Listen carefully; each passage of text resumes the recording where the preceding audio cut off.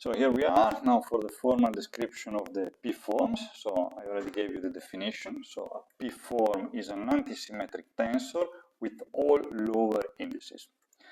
In this case, we are going to consider a space with dimension D. So our P-form is defined as I already mentioned earlier. So this will be a P-form. So that's the full tensorial object. There is a normalization factor that depends on the rank of the object that I didn't put it before. You can find it or not, okay? Because many times this is just absorbed by the coefficients. So it depends on the notation that you're going to follow. But let's say in general, you can also find this product here, this prefactor here. So we have the coefficients, and then for each index, we have our corresponding basis. And note, again, I stress the fact that now we have this wedge product instead of the outer product that is used for standard tensors. How is it defined? Well, that's the definition. Okay, so here we are just defining object. We call this P-form with this wedge operator, with this wedge product, and the wedge product is defined like that.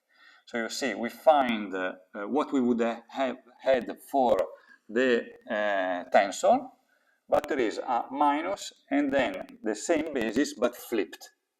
Okay, so you see this structure enforces the antisymmetry of our tensorial object. Okay, so that's the trick.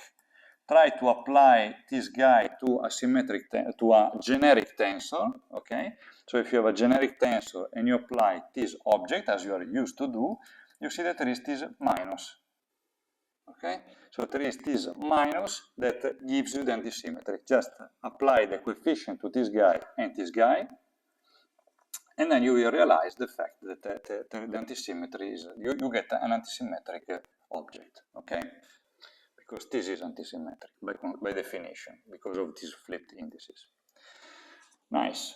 Note the fact that a P-form is always defined whenever P is smaller than the dimension of the objects, because in case you would have P larger than the number of the dimension of your space, then you have repeated indices. Okay, and if you have repeated indices, then you would have a series of plus and minuses, contributions that are going to cancel each other, and you get 0.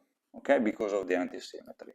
So P is always smaller or equal than the dimension of your space. If you have a P-form and you apply the wedged operator to another P-form, what you get is a P-form with the rank coming from the sum of the two P-forms. Okay, so P-form and Q-form, the resulting form, once you apply the wedge operator, the wedge product between the two, is going to be a P plus Q form. Okay, a P plus Q form. Good. Then what I want to say here, I can skip the rest, I can show you that. Another important operator that we're going to use is the so-called de Rham differential, okay, or exterior derivative. Two names for the same thing, as often happens in mathematics. So that's the definition. Again, yet another definition. So whenever you see this D, you have to print with letter of fire that actually that's the meaning of it. Okay, so whenever you're asked compute D of whatever form, you need to apply this operation to your P-form. Okay, that's what you do. So this is just a derivative, the derivative with respect to mu, the x mu. Okay, that's what this guy is going to do. Let's take a look for as an example. If we have our de Rham differential exterior derivative applied to a scalar function, then we have just this definition, which results into that. So we are going to have the derivative with respect to mu of phi, and then you see there are these repeated indices, so we have the summatry, the typical summatry because the Einstein notation, for our basis direction mu, for the one form direction mu. So you see that once we apply the de Rham, the exterior derivative to a scalar field, we get a one form, right? We have an object with a lower index, that's a one form component, combined with the associated basis, this is a one form. Okay, so if you have, then you can generalize this idea. If you have a P form and you apply to it the exterior derivative, you get a P plus 1 form. So it goes, the rank goes up by 1, like with the derivatives. Same approach, same idea. Then one properties of the de Rham differential, so this exterior derivative, is that if you apply twice to a scalar field, you get 0. And that's because of the antisymmetry that is implied by the wedged operator, right? Because the de Rham operator is applied to one form. Okay, the field will be a 0 form. In this case, the scalar field is a 0 form. And whenever you apply, there is the wedge operator, which implies, again, this antisymmetry. The phi is the phi, and with the minus in between gives you 0. So that's always the case. Nice. Other operator that is that we're going to work with is the Hodge star operator, which is again another definition which is given by this lengthy expression, or apparently lengthy expression. It's not so long as we're going to see in the end.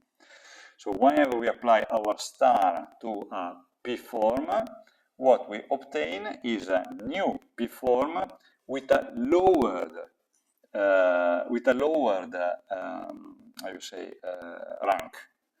And the construction is the following one. So you have 1 P factorial D minus P factorial. You have the components of your P form. You have the Levi-Civita symbols, lower and higher, and then you have your basis. Note that we are going, in this case, from 1 to P, for the indices that are going to be used. Here we are going from 1 to P, because there are higher indices applied to this one. So these are the higher indices of the Levi-Civita that combines with this one. Then we have the lower symbols of the Levi-Civita that combines with the indices of the basis. Okay, just mathematical application of definitions. So the exercise is going to be about that.